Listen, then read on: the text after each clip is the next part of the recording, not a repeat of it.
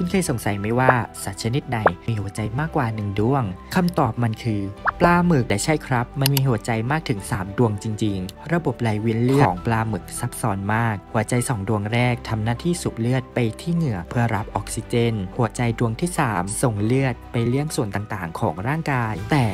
สิ่งที่แปลกคือทุกครั้งที่ปลาหมึกว่ายน้ำหัวใจดวงที่3จะหยุดเต้นนั่นเป็นเหตุผลว่าทำไมปลาหมึกถึงชอบคลานมากกว่าว่ายเพราะการว่ายทำให้เหนื่อยและใช้ออกซิเจนมากหัวใจเลยต้องปิดระบบบางส่วนเพื่อประหยัดพลังงาน